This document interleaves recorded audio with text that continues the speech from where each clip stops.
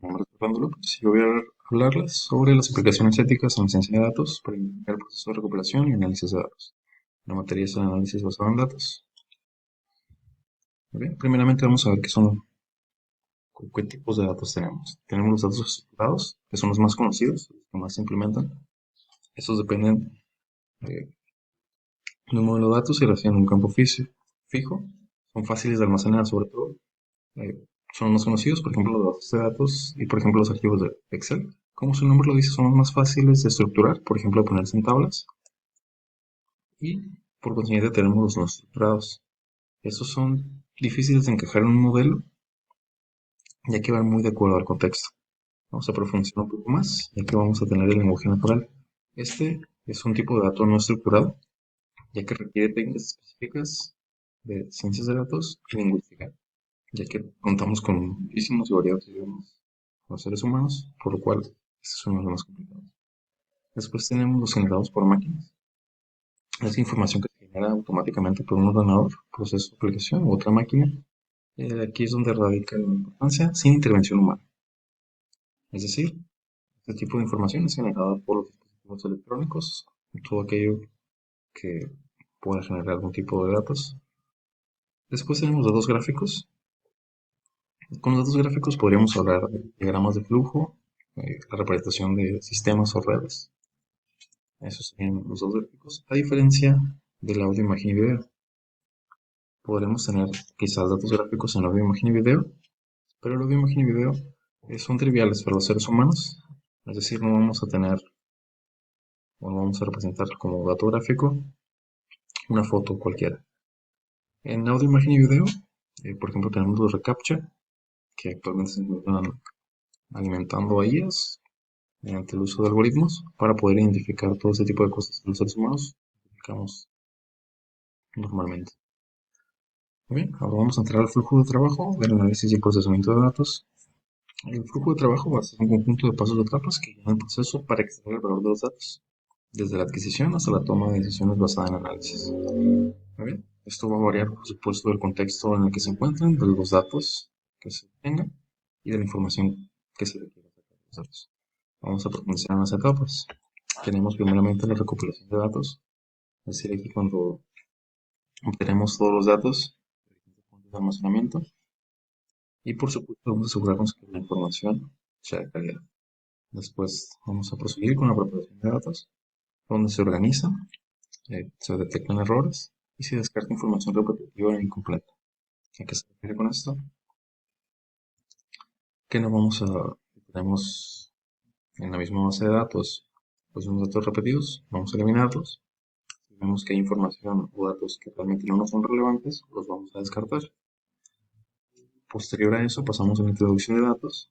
Una vez que hayan sido seleccionados, son enviados a sus destinos correspondientes y traducidos a su lenguaje entendible, ya sea de programación o un lenguaje universal, por ejemplo, como en inglés.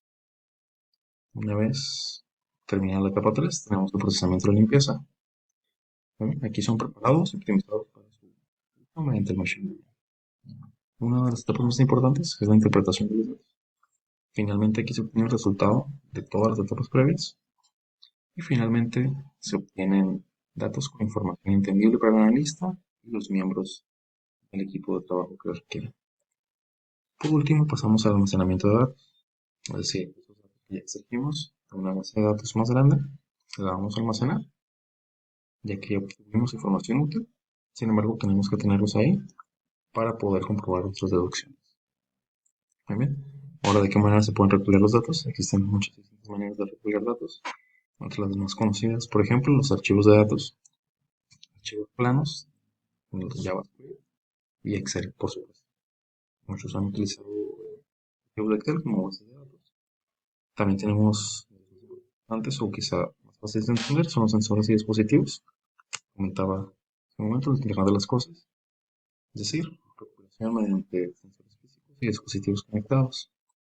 Por ejemplo, refrigeradores o nuestro propio dispositivo electrónico, nuestro teléfono, que envía información de qué tanto lo usamos, para qué lo usamos, qué tanto tiempo usamos las aplicaciones que tenemos, entrarían en sensores y dispositivos o en Internet de las Cosas.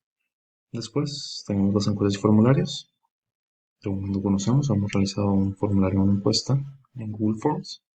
Por supuesto, los datos públicos y abiertos, es decir, toda esta información que nos brindan las administraciones públicas. ¿Vale? ¿De qué forma se pueden encontrar los datos? Existen muchas maneras, con muchos lenguajes donde podemos encontrar los datos. La más conocida quizás sea Excel, XLSX. Bien, es útil para representación tabular de datos, resolución de análisis simples. Bien, tenemos también el JavaScript y contamos con muchas maneras, con muchos formatos en los que se pueden encontrar. ¿Vale? Ya va a ir dependiendo del contexto o del tipo de datos que se manejen. Ahora vamos con los tipos de almacenamiento. ¿Vale? Tenemos el almacenamiento en archivos, así se almacenan jerárquicamente. Después se separan, se organizan en carpetas. Por ejemplo, Google Drive es un perfecto ejemplo de almacenamiento en archivos. El almacenamiento en bloque se almacenan como piezas separadas, con un identificador único y el de objetos. ¿Okay? Por último, vamos a tener los aspectos éticos a considerar. Los pilares sobre los que se deben articular esta confianza son los datos. La clave es la comunicación, la honestidad y la transparencia. Entre los principales podemos poner la equidad, la justicia, la confiabilidad, la seguridad, la privacidad, la transparencia y el punto clave es la rendición de cuentas. De qué manera las instituciones utilizan nuestros datos y nuestra información privada y para qué. Esos serían los aspectos éticos de manera que podamos utilizar de manera correcta los datos. Dejo las referencias para cualquier duda o propuesta que se quiera realizar. Les agradezco.